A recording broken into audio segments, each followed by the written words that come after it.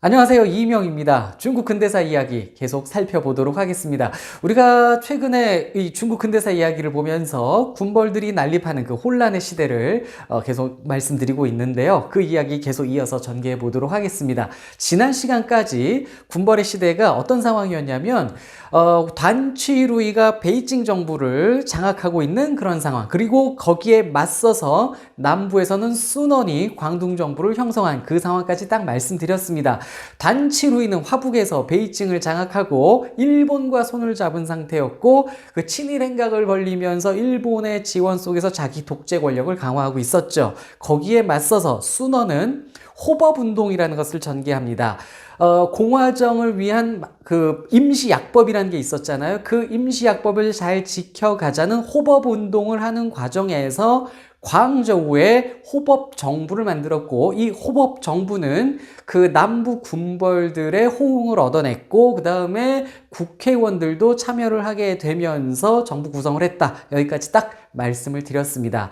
그럼 그 뒷이야기 이제 말씀드려 보도록 할 텐데요. 이 호법정부는 호법정부 또는 광둥정부라고도 부르고 또는 광저우 군정부라고도 부르는데, 군벌들이 합류해서 군사정부의 모습을 띠게 되고, 이 순원은 육해공군의 대원수로 취임을 하게 됩니다.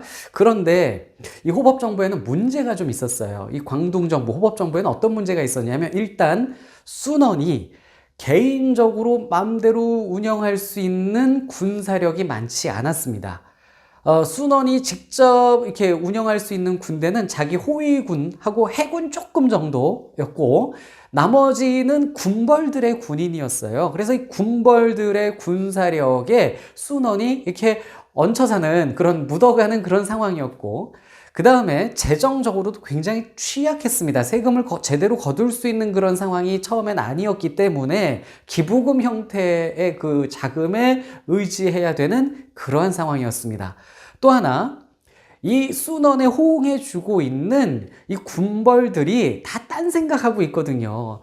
순원의 호법운동, 이 임시약법을 지켜내겠다, 임시약법을 수호하겠다, 여기에 관심 있는 것이 아니라 이 호법운동을 이용해서 화북에 있는 베이징 정부에 맞서 보려는, 그리고 그런 과정에서 자기들의 세력을 키워보려는 그런 야심, 딴 생각들만 있는 그런 군벌들이었습니다. 이러니 이런 약점을 갖고 출발한 호법정부, 제대로 운영되기가 좀 어려웠겠죠. 한편 이에 반해서 화북에 있는 그 베이징 정부를 좀 말씀드려 보도록 할게요. 이 베이징 정부는 단취루이가 운영을 하고 있는데, 이 남쪽에 있는 광둥 정부, 호법 정부에 비해서는 군사력이 훨씬 강했습니다. 이 단취루이가 운영하고 있는 북양군은 군사력이 어마어마했어요. 64만 명 정도나 됐고, 물론 이 안에는 파벌들이 나누어져 있긴 했습니다. 안후이파, 그다음에 즈리파, 펑텐파, 이렇게 나누어져 있기는 했으나 총 군사력은 그래도 단취루이가 다 많이 운용을 할 수 있었기 때문에 군사력은 막강했다. 그 다음에 이 재정적으로도 남방에 있는 광둥 정부, 호법 정부에 비해서 베이징 정부가 막강했습니다. 재정도 많이 있었고, 그 다음에 일본에도 지원을 받고 있었잖아요. 그래서 군사적으로나 재정적으로도 이 화북에 있는 베이징 정부가 우세했다. 그런데 이 베이징 정부에도 약점이 있었습니다. 제가 지금 드린 말씀 중에 약점이 드러났는데, 일단은 이 북양군 안에 파벌이 형성되어 있다는 거죠. 그래서 사실은 겉보기에는 군사력 숫자가 많았으나 이 결집력은 조금 약한, 그래서 보이는 것처럼 막강하지만은 않았던 군대가 베이징 정부의 이 북양군이었다, 이렇게 볼 수 있고요. 그 다음에 또 말씀드렸던 건데, 이 단취루이의 친일 행각, 일본의 지원을 얻고 일본에게 자꾸 이권 주고 하는 이 일본과 손잡은 그런 모습이 민중들의 시선에선 절대 좋아 보이지 않았다는 거죠. 그래서 민심들이 많이 단취루이를 떠나고 있는 그런 상황이었습니다. 그래서 베이징 정부는 베이징 정부 나름대로의 약점이 굉장히 또 많았던 그런 상황이었어요. 여튼 많은 군벌들이 있었는데, 이 여러 군벌들도 나는 베이징 정부, 나는 광둥 정부 이러면서 막 편들면서 서로 이합집산을 하는 그런 상황이 전개가 됐고요. 그리고 결국 전쟁이 벌어집니다. 이 군벌들이 뭐 나는 광둥 정부, 나는 베이징 정부 막 이러면서 편드는 과정에서 남부에 있는 일부 군벌들이 우리가 호법군이다 라며 전쟁을 개시를 해버렸어요. 그래서 1917년 9월부터 우리가 흔히 호법전쟁이라고 부르는 그런 전쟁이 벌어지게 됐는데, 화북에 있는 베이징 정부와 남쪽에 있는 광둥 정부와의 전쟁이었습니다. 이걸 호법전쟁이라고 부르게 된 것이죠. 근데 전쟁이 벌어졌는데 앞에서 말씀드렸듯 순원은 굉장히 어려움에 처하게 됩니다. 순원을 지지해 준다고 했던 그 남부의 군벌들, 대표적으로 탕지, 야오, 루룽팅 이런 군벌들이 순원을 제대로 돕질 않아요. 아까 앞에서도 말씀드렸는데 이 탕지야오, 루룽팅 이런 군벌들은 자기들의 야심이 따로 있었기 때문에 순원이 전권을 휘두르는 것을 허용치 않았습니다. 그래서 방해를 해요. 전쟁이 일어났는데도 적극적으로 순원을 막 밀어주고 전쟁을 적극적으로 막 운영해 가려는 생각이 없습니다. 자, 그래서 순원이 어려움에 처했는데 어찌됐던 전쟁이 일어난 초기에는 호법군이 승리를 했어요. 전쟁의 전투 개시는 일부 군벌들이 우발적으로 한 면이 있기는 했으나 이 전쟁이 딱 벌어졌을 때 순원은 우리가 저 화북이 혼란스럽고 분열되어 있는 것을 이용해서 빠르게 친다면 우리 남부가 승리할 수 있다라며 공격을 개시 선언을 했었던 것이고요. 이에 대해서 단치루이도 화북에서 순원 체포령을 내리면서 전쟁이 본격적으로 전개가 됐는데 이 초반에 호법군이 이기고 베이징 정부의 북양군이 패배를 했습니다. 이 북양군이 뜻밖의 패배를 당하게 되자 이 북쪽에서 베이징 정부에서는 단치루이에 대한 비판이 가해지고요. 전쟁하지 말고 화평 교섭을 하라라는 요구가 막 빗발치게 나오게 됩니다. 결국 단치루이가 이런 공격을 받게 되면서 단치루이는 초기의 패배에 대한 책임을 지고 1917년 11월 총리 자리에서 내려오게 됩니다. 당시 단치루이가 원래 총리였는데 총리 자리에서 내려오게 돼요. 자, 이렇게 하야를 하게 되자 당시 총통이었던 펑거장은 북양군 안에서 드리파를 이끄는 인물이었고 당시 총통이었잖아요. 이 펑거장이 남부의 군벌 세력 탕지야오와 루룽팅에게 접근을 해서 이 전쟁을 좀 무마하려고 화평 교섭을 시도를 했었습니다. 가뜩이나 이 탕지야오, 루룽팅이 말을 잘 듣지 않아서 힘들었던 순원은 이들이 펑거장 총통이랑 접촉하고 있다는 사실을 알게 되고 굉장히 당황해요. 난감해하게 됐는데 한편 이 베이징 정부에서도 단치루이가 이 소식을 부하들을 통해 듣고 노발대발하게 됩니다. 이제 화가 나게 되는 거죠. 어떻게 저 남부 군벌들하고 손잡을 생각을 총통이 할 수 있느냐 라고 단치루이가 화를 내게 됐는데 북양군 안에 단치루이 부하 세력들이 굉장히 많잖아요. 이들도 펑거장이 이렇게 남부 군벌들과 접촉하는 것에 대해 반발해서 펑거장한테 비난을 하기 시작한 겁니다. 이런 비난이 가해지자 결국 펑거장 총통도요, 자기도 막 이제 힘들거든요. 곤란해지니까 단치루이를 다시 복귀시키는데 총리 자리에 복귀시킨 거는 아니고요. 참전 독판이라고 해가지고 전투를 수행할 수 있는 이 군대를 운영할 수 있는 그런 자리, 참전 독판 자리에 앉히게 됩니다. 그래서 단치루이가 다시 돌아와서 군권을 또 손에 쥐게 된 상황이 된 것이죠. 이렇게 단치루이는 돌아왔는데 그런데 여전히 이 베이징 정부 화북 이쪽에서는 화평에 대한 목소리가 커지게 됩니다. 전쟁을 중지해달라는 목소리가 점점 커지고 있었어요. 그러나 단치루이는 전쟁을 멈출 생각은 일단 없었거든요. 또 하나, 이 북양군 내분에 펑텐파 있잖아요. 북양군 안에 펑텐파를 이끄는 인물이 장쩌린이었는데 이 장쩌린도 강경한 그 전쟁을 좀 주장하는 그런 그 주전론자였습니다. 그래서 안후이파랑 펑텐파가 손을 잡아요. 이 단치루이의 후이파가 펑텐파의 장쩌린에게 접근해서 우리 손잡고 그리고 펑거장을 압박해서 전쟁을 계속 해나가자, 이 화평을 주장하는 세력들을 좀 억눌러 보자, 이래가지고 장쩌린이 거기에 호응을 해주게 됩니다. 그래서 장쩌린의 펑텐파, 그 다음에 단치루이의 안후이파가 손을 잡고 그 펑거장 총통을 압박을 한 거예요. 화평론이 그만하고 전쟁을 본격적으로 전개해 나가자라고 해서 펑거장을 계속 압박을 하니까 펑거장이 또 여기에 굴복을 해서 기존 내각을 없애버리고 단치루이를 다시 총리 자리에 앉혀주게 됩니다. 그래서 단치루이가 총리 자리로 복귀한 게 1918년 3월 달이었어요. 자, 단치루이가 또다시 권력을 손에 잡았죠. 총리가 됐죠. 그리고 나서 친일 행각을 하는 과정이 계속 전개가 되다가 무슨 일이 벌어지냐면 1918년 5월 달에 중일 공동 방적 협정이라는 것을 체결하게 됩니다. 이 중일 공동 방적 협정이 뭐냐면요.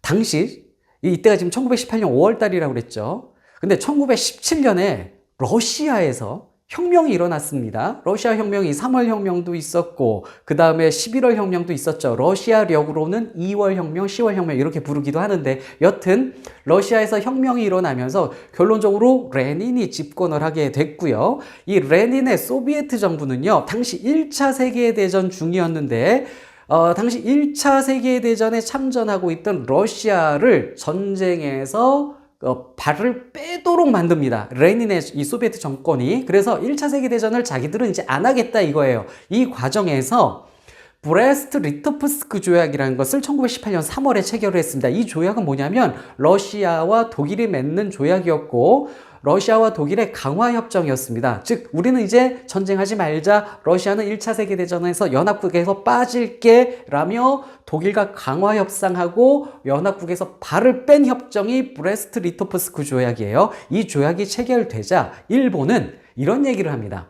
이제 독일이 러시아와 적대 관계가 아니니까 둘이 이제 전쟁을 중지했으니까 독일은 편하게 러시아 영토를 이렇게 가로질러서 동아시아에 자기들의 힘을 다시 키우려 할 것이다.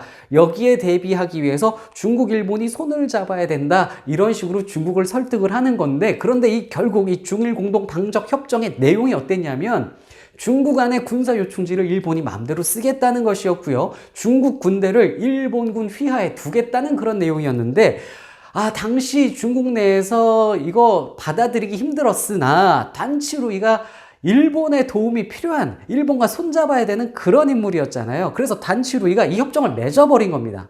그리고 나중에 중국 민중들이 이걸 알게 되면서 엄청난 반발과 시위와 청원서들이 막 나오게 되는데 이렇게 일본과 손잡은 단치루이 중국 국민들에게 반발을 사는 상황이 1918년 5월에 발생을 했던 것이죠. 이 상황에서 국회를 이제 새로 구성하게 되는데 새로 생기는 이 국회의원 선거가 벌어지는데 이런 분위기면 단치루이 세력이 국회에 많이 생길 수가 없었어요. 그런데 단치루이는 자금력이 막강했거든요. 일본의 지원을 얻고 있었거든요.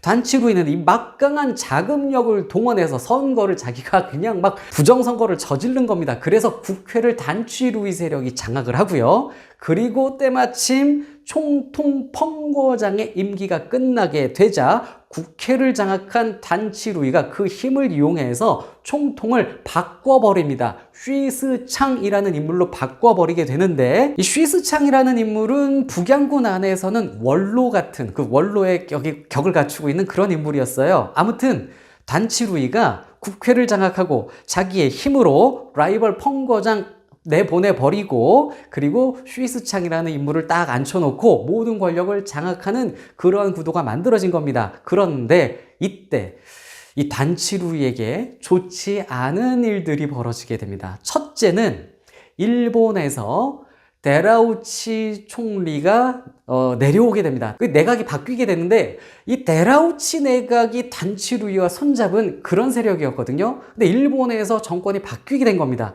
이러면서 단치루이가 일본의 지지를 받는 것에 대해서 적색등이 켜지게 된 것이죠. 자, 단치루이 입장에선 일본발 안 좋은 소식이 생기게 된 것이고요. 또 하나 이 단치루이가 자금력으로 국회의원 선거를 조작해가지고 국회를 장악했잖아요. 이게 들통이 났습니다. 그래서 엄청난 비난을 받게 돼요. 중국 국민들한테 이 단치루이가 선거에 그 돈을 가지고 이 부정선거를 저질렀다는 것 때문에 결국은요. 단치루이가 그래서 총리 자리에서 사임을 할 수밖에 없는 상황이 돼버렸습니다. 단치루이가 총리 자리에서 내려오자 중국 안에선 화평에 대한 목소리가 더 커지게 됩니다. 그 다음에 새 총통 슈이스창이 이 총통으로 이제 새로 취임을 하게 되는데, 이때 이 축전을 보내는 미국 대통령 윌슨이 이 축하 전문을 보내면서 전쟁을 중지해달라는 그러한 요청을 하게 됩니다.